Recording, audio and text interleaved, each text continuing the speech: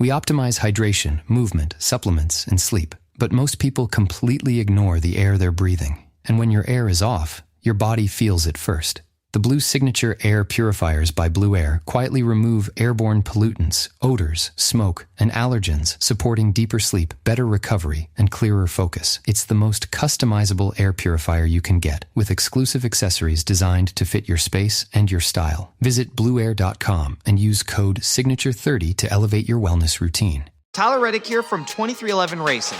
Another checkered flag for the books. Time to celebrate with Chumba. Jump in at ChumbaCasino.com. Let's Chumba. No purchase necessary. VGW Group. Void where prohibited by law. See T&Cs. 21 plus. Sponsored by Chumba Casino. He's an old head. Youngins are really starting to get on my damn nerves. He's a purveyor of nonsense. He's a Georgia high school coaching job influencer. His favorite Bible verse is, Jesus wept. He's the man of constant sorrow, Chris Lamb. Yeah.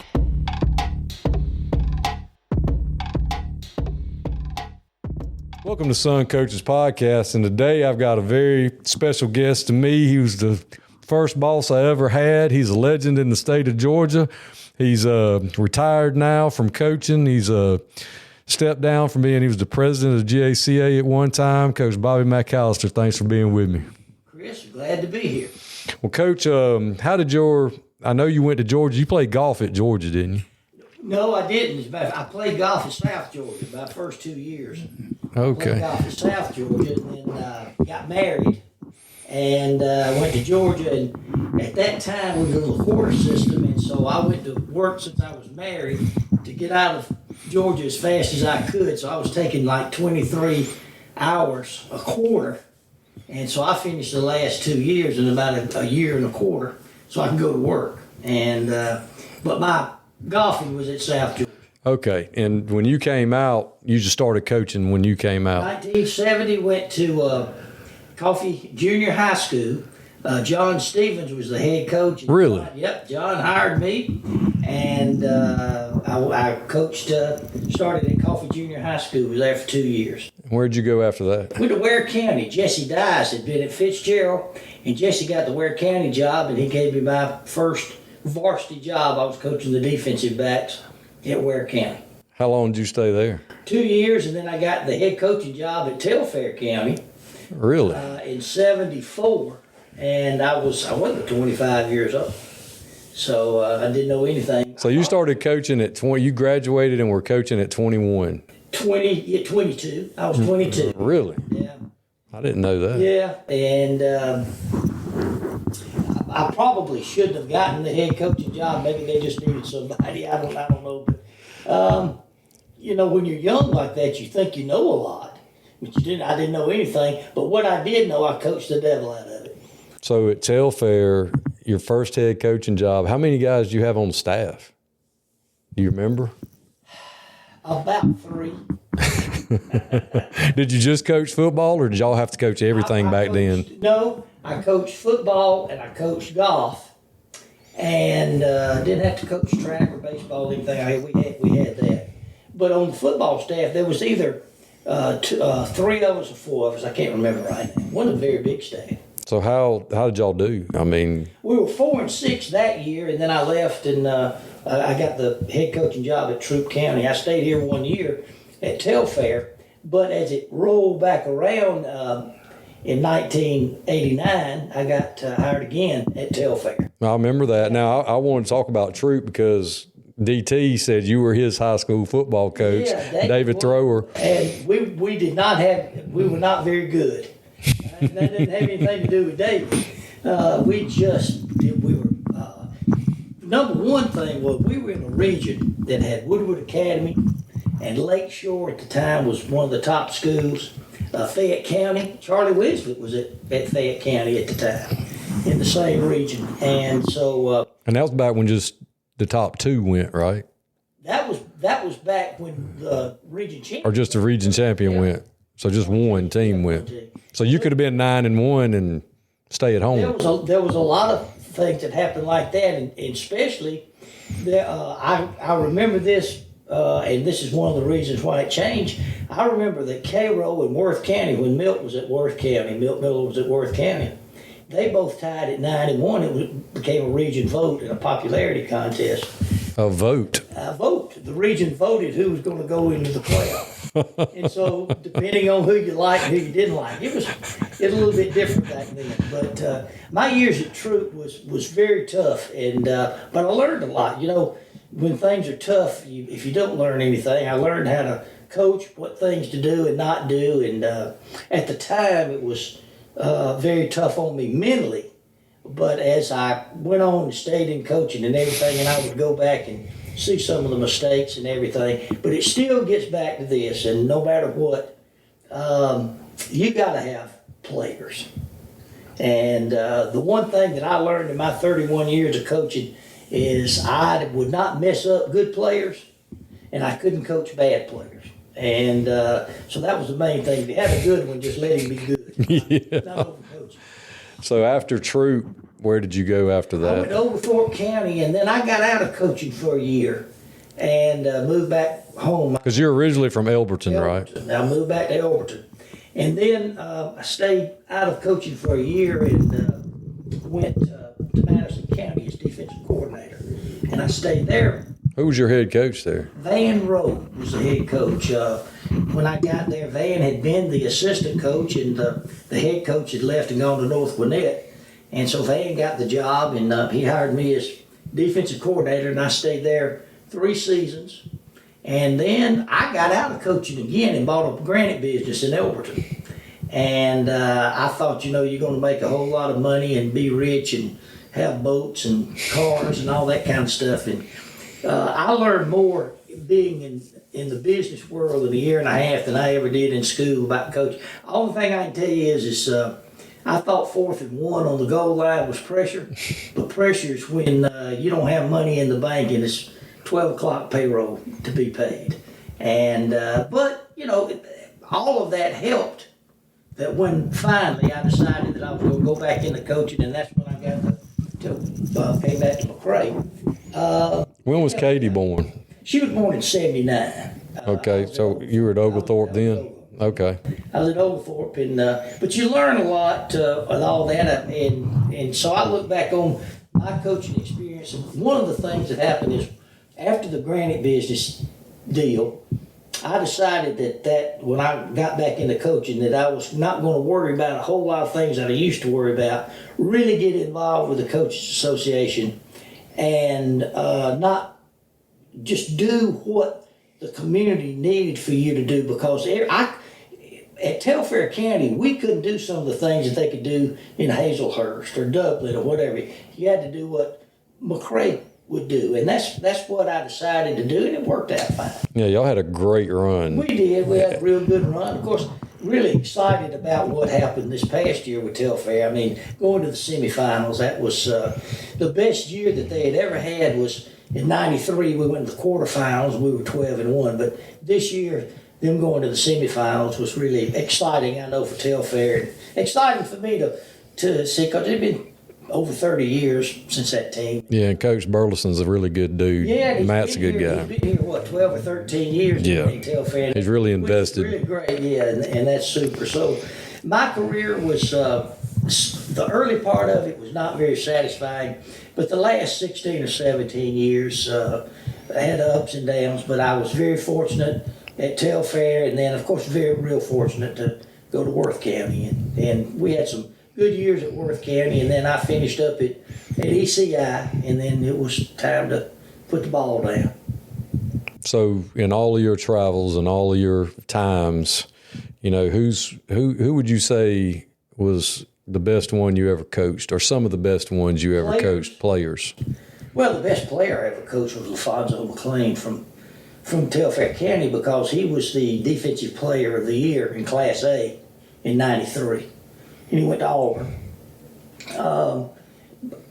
At Worth, we had, and I got all my assistant coaches, you know, they get mad at me because I put all the good players on defense. But I mean, you know, we had maybe 3 of the best linebackers. Yeah. Michael Fowler and Corey Brown and Alex well, I can't remember Alex's last name right now, but all three of those were good. James Murray, we moved him from fullback to linebacker his senior year, and I think he became all-region. So we had them, Janelle Buford, remember the big tackle that we had from Oakfield?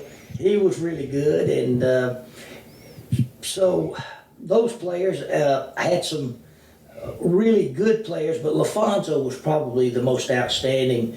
If you really want to get down to, he was a 4.3 guy. He intercepted 27 passes at Telfair, and he was special. Well, who's the best you coached against? Oh Lord, we coached against or somebody that you just remember that you were like, oh, that guy was something serious to deal with. In Madison County, we went in the playoffs against Chris Carter at Gainesville, and he was a pretty good quarterback, but he was also, he punted up above the lights. He was good, and gosh, there's been so many of them. Woodward Academy had a whole bunch of them, and I'm trying to think. Ed Pilcher, Joe Burns. We played Yeah. Joe. Yeah, he wasn't bad. He wasn't too bad. No. Joe was a pretty good running back, and I think Gooseby was the other running back, and so Cairo had some great players. That region that we were in at Worth, I think it was in '99 preseason. There were 6 of us in the same region that was in the preseason top 10. Us, Crisp, Lee County, Doherty. Oh yeah, Big John was there, had him running. Yeah, great players and great teams over there. And plus, our outside games, we were playing Colquitt, Peach, and Tift. Yeah, because you couldn't get any. Nobody didn't want any part of it. No. We opened up when I got to Worth County. My first 3 games was Tift, Colquitt, and Peach County. That'll keep you awake at night. Yeah, that's a problem. Them ram goats, they get fired up about that too. But I just remember one of my Worth County stories, because it was my first job. I was a community coach before I got there, but working middle school. So I sat up in the press box, and I remember we always shot the cannon off at kickoff. And we played Monroe, and they were not very good. And it had rained all day. So we get ready to play, and it was still kind of misty outside, and they had double packed that cannon to make sure it went off.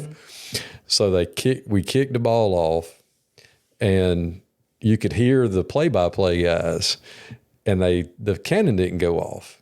So we just assumed that, I don't even know if you remember this, but we just assumed that it didn't, they just couldn't fire it. So you hear the guys go, and he feels the kick at the 5. He's at the 10. He's at the 15. He's at the 20. And about that time, that cannon went off, and everybody from Monroe just hit the ground. So the kids down. We fall out of me and Coach Bell fell out of the seats. And it was. Forget that the cannon was going to be fired. Yeah. That's scary. It was. But those Monroe kids hit the deck. And so, I don't know who got the credit for the tackle on that, but it was that was kind of funny. And the staff, that staff there was something serious. A lot of those guys have gone on to be head coaches. Staff, yeah. You had Cliff Hurd and Jeff Littleton and Brian Hill and the defensive coordinator was Neil Roberts. There was some studs on that side. You had Lee Hamner, Stacy Bell, and Tim Hathcock and Will. You had a freaking staff. We really did. And the good thing about it was we were a very close staff. We did, everything together, and it seemed like every weekend we figure out some way to get together, and that's that's what staff should do. I remember you took us down to Lake Seminole. Lake Seminole. Lake Seminole. A couple of pre-season things down there. We had a clinic, and then we came over here. You took us to Coach Stevens because we were putting in a split back veer. So, and he was at Alma. He was at Bacon County. Yeah, we went over there. And he cliniced us, and we went over there and did that. And I remember you used to tell us too. You were like, after the game, we'd get together at somebody's house, and you'd go, "All right, we're going to enjoy it, win or lose. We're going to get together, and when the sun comes up, it's over with. It's it. And then we'll get back together on Sunday, and we're going to go back to work. But once the sun comes up, I don't want to hear about it either way. I mean, you had to do that to survive, really. I mean, from your own mental capacity during the season, and you got to have a short memory. And I think, Chris, that's one of the things that drives us all into retirement is our memory of if we lose on Friday night, it lingers on too long. You got to forget it. You got to flush it and move on. You got to flush it. The kids are going to flush it about 30 minutes. I think that's what upsets you more than anything. Because you put so much time into it. But all of those stops, I had great staff. I had great staff at Telfair. But the Worth County staff was probably as strong and as good and as close. And I'm really proud. You know, Jeff Littleton just became the new head coach at Tift County, and he did a fantastic job at Bainbridge. Oh, yeah. And so I'm really proud of Jeff and all of them. And, you know, Cliff and Neil now retired, and, you know, Scott Frederick, you know, was with me at Telfair all those years. And then at the first few years at Worth, Scott was with me total of 11 years. And that's really good. Oh, yeah. Consistent. So we had a good time. Yeah, good people, good, just relationships. I mean, and you've always been good to all of us. I mean, that's... Well, I think that if always been my philosophy is if somebody's going to sacrifice... Tyler Reddick here from 2311 Racing. Victory Lane? Yeah, it's even better with Chumba by my side. Race to ChumbaCasino.com. Let's Chumba. No purchase necessary. VGW Group. Void where prohibited by law. See T&Cs. 21 plus. Sponsored by Chumba Casino. For you, then you need to try to be as kind and good and enjoyable to your assistant, because we're all in the thing for the same reason. Now, they may be hollering my name from the stand because I'm the head coach, but everybody wants to win, and everybody's feels bad if we lose. And I think the thing that gets lost in everything, though, is what a sacrifice your family has to make in coaching, and especially your wives and children having to list some of the things that happens in the stands. Yeah. But, there's a bunch of coaches up there in the stands. Oh, yeah, they know everything. They know even more now that ESPN tells them exactly what's going on.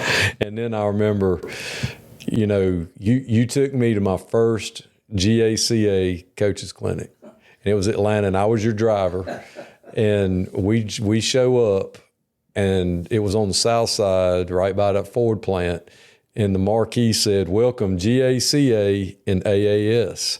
And I said, "Coach Mack, what's AAS?" And you said, I don't know, but it's a big place, so it could be anything.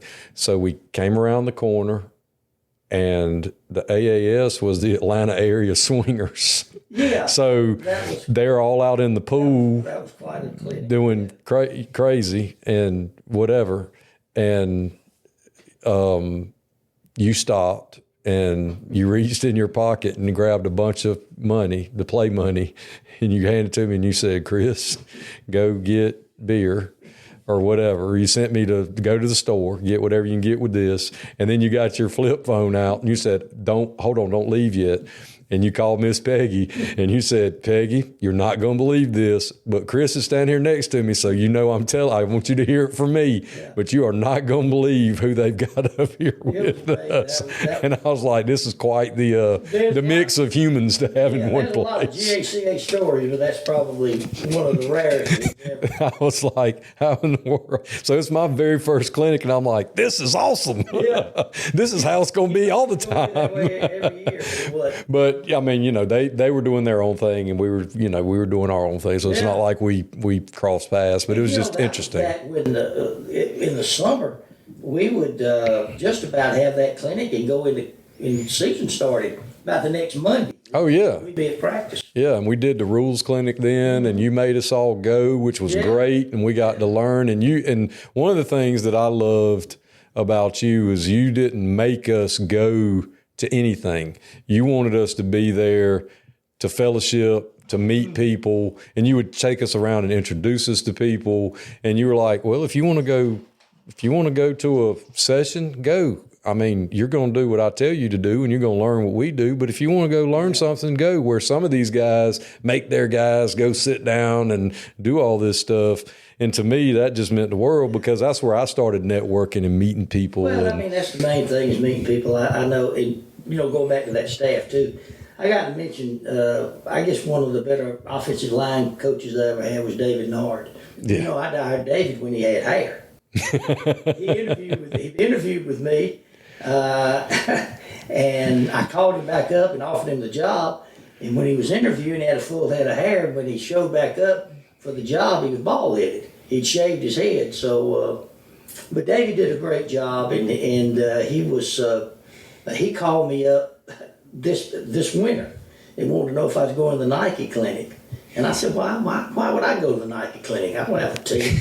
And I said, why are you going to the clinic? You've never been to a lecture in your life. I couldn't get you to it. But David, he did a great job with offensive linemen. And the thing that was so good about David and all the other coaches too is they related to the kids. Kids love, all the offensive linemen love Nard. And so it was a good time. And there's some parts of coaching that I miss, but the way coaching is today, there's not a whole lot that I miss because it's changed so much. Right. And especially the work, bless all the coaches' heart. I mean, it's a 24/7, 365 day. I mean, there's 2 dead weeks now, and that's it. Yeah. And it's difficult, and I guess the 2 big things to me in high school athletics today is that the coaches, because of huddle and the way films are swapped and all, they don't really get to know each other anymore, and then they don't have any downtime just to be Right. daddy and do whatever they want to do. They just don't have any downtime. They're dealing, and we spent a lot of time away from home before all that happened. But now, boy, it's really something. Well, and a lot of these younger coaches too think that you've got to be grinding and working and spending all this time. And what's crazy, Coach, is we've got better technology now than we had then, which should make it where you don't have to spend as much time. Well, it should be doing. easier. Yeah, you should to get ready. I mean, one would think. You're not having to break down a splice of film. You don't have to change the reels out. I mean, all of a sudden, you'd be on the bus coming back from an out-of-town game, and you can have not only your film, but the swap for the next week. We're not meeting at a random McDonald's or a gas station. Or Shoney's or whatever. Yeah. Which was back in the day was great because you got to meet people and sit down and. I know before we would play Thomas County Central, I would meet up with Coach Pilcher and we'd have breakfast 2-3 hours and just talk about Friday night, talk about this and that, and that's how we got to be friends and know each other. And, then we try to beat each other the next Friday, but after that, I think that's what's lost. Right. In high school coaching today, and of course there is so many other things that's happening with NIL in high school and people going to different schools. And now, not in the rural counties, like Elberton County, my hometown, and Washington Wilkes and places like that, they homegrown. But it's in the big cities and everything, you may have 14 or 15 leave your team after a year, but you're going to get 14 or 15 to come back in from someplace else. Oh, yeah. You don't know your roster. Yes, it's like the colleges are now. They don't know the roster. And I don't think that's good. And I know that change is inevitable. And I know sometimes change is good. But I think that in athletics, we've kind of lost sight of really the important thing, because what is it in college? 2% maybe going to play in the NFL. Well, what's the percentage that's going to go to the next level out of high school?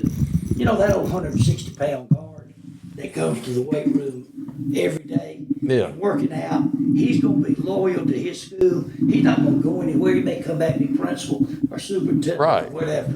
Just a good old kid. Just a great good youngin'. And what's he getting? That's what high school ball's all about. It's really not the scholarship, but not everybody gets a scholarship. Well, let's talk about your role in, when you transitioned into the GACA. You've always been active in it. Mm-hmm. And then, you've always, well, not always, but, an officer and all that stuff. And then you got a chance to lead it. Yeah. So how was that? How did you enjoy your time doing that? I really enjoyed it. It was at a tough time for our association. And when they asked me to do it, I told them the first thing was that I always thought that the model that Georgia High School had of having an assistant director was important. GHSA, the GACA never had that. And I told him, I said, I'll take the job, but I want Craig Davis to be my assistant. And Craig had about 5 more years to retire. And I figured that at that time, 5 years would be about enough for me. But the 5 years that was there, we did a lot of good things. Learned a lot about coaches associations and also about dealing with coaches, good and bad things. But the main thing is we had a strong organization, and it had gotten really strong with Coach Broadway, with Ray Broadway doing it, and then we just kind of hit a bumpy road there, and so we had to work our way back through that. And I hired a great gal, and Tracy York, to be my secretary. So for those 5 years, we did some good things, and having Craig called me up about 6 months ago, and he said, Bobby, how did you do all this stuff? And I said, well, I had an assistant. What I didn't want to do, I gave it to you. You need to get an assistant. And, Chris, it was a great 5 years, and, the real strange thing is we kid about it, but when COVID hit, we had just had the Lee Murray GACA. We were at Jekyll Island, and everybody was talking about COVID, but we really didn't know. And we get back home, and 3 days later, the world shuts down. Yeah. I mean, literally 3 days later. And I'll never forget, we had our all-star basketball game that was supposed to be played the next weekend. And on that Tuesday, nothing was shutting down, but there was talk about it. And Craig and I talked about it. I said, what do we need to do? I said, we don't need to be bringing in some juniors and senior boys and girls together with this COVID thing. And so we canceled it. And I got a little criticism for that on that Tuesday when I canceled it. And then on Wednesday, they shut everything down. So it kind of made me feel good that we made the right decision. But that was an interesting time as far as the Coaches Association and dealing with athletics, because everything just shut down. And but those 5 years that I did that, I really enjoyed it, and Craig is now doing a fantastic job. And now you're still around. I mean, we're at the Lee Murray Golf Tournament now at Little Okmulgee and McRae. Yeah. That's where we're doing this now. Yeah. And I know you play in golf. You live in Thompson. You around your grandbabies and doing that, but you're still active with the GACA. Yeah, You're still very involved. Craig wanted me to continue running the Hall of Fame that we have in the end of May, 1st of June. And so I'm that coordinator for that. And Craig can, if he has anything he wants to talk to, he can kind of run things by me, and I can kind of head him in one direction or another, because there's a lot of different aspects with corporate and all that kind of stuff that you have to talk about. But I'm involved with that, and see, when we quit giving the SDUs for the Lee Murray, I ran the Lee Murray Golf for 13 or 14 years, and then John Willoughby took over. And I asked him to do that because that was about the time, just right before I became executive director of the GACA. So it's been, I've enjoyed it. I've been state football chairman. I've been president of the association. I love the GACA, and I want it to succeed. And Craig's doing a fantastic job. He's come up with some new ideas. I mean, we've got almost 8,000 members now, which is really good. We're a strong organization, one of the strongest organizations in the country. That's awesome. I know that, you instilled that in us, to get involved and be a part of it and come to whatever they had and stuff like that when we were young coaches. And, it's just awesome to get to see everybody come into this golf tournament. I remember as a younger coach, when you were running the golf tournament, nobody called it the Lee Murray. They called it Bobby Mack's golf tournament. And then it got lost that it was actually called the Lee Murray golf tournament. It was because it was in it was here for a lot of years. And people would just call it the Bobby Mack tournament. And then the thing that was fun today is we played with Lee Murray's son-in-laws. Yeah. And they did not know Lee. And so they were asking us questions about Lee. And I said, well, he was quite a character. And some of the things that he did was he always wanted everybody to enjoy themselves and have a good time. And, we've got this golf tournament named after him, and we have the Lee Murray Award that we give at the Hall of Fame. So Lee was quite a character. He really was. And I enjoy being here, and I think that Coach Willoughby's doing a great job of keeping it going. Well, over your 31 years, I'm sure you've come across a lot of characters. Yeah. Quite a few. Really, there's no greater fraternity than coaches. It's the best fraternity in the world. Well, Coach, I'm so glad that you brought me into the fraternity, and I appreciate everything you've ever done for me. And, I called you on the way to Orlando last year to thank you for that, and I appreciate you sitting down and taking some time with me and being on this with me today. Well, Chris, I appreciate it. It's always good to still be wanting to do something. And I love coaching. I love the GACA. I love this tournament. And anytime that I can do anything for you or anybody else, I'll be glad to do it, because to serve is the best thing that we can do in life. And I appreciate you having me on here. Well, thanks, Coach. I appreciate it. Yes, sir.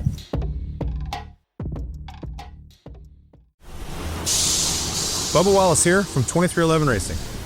You know what's slower than a pace car? Waiting at the car wash.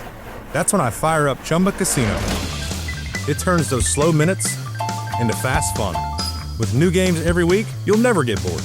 Next time you're stuck in the slow lane, speed up with Chumba. Play now at ChumbaCasino.com. Let's Chumba. Sponsored by Chumba Casino. No purchase necessary. VGW Group. Void where prohibited by law. 21 plus. Terms and conditions apply. If you work in university maintenance, Grainger considers you an MVP because your playbook ensures your arena is always ready for tip-off.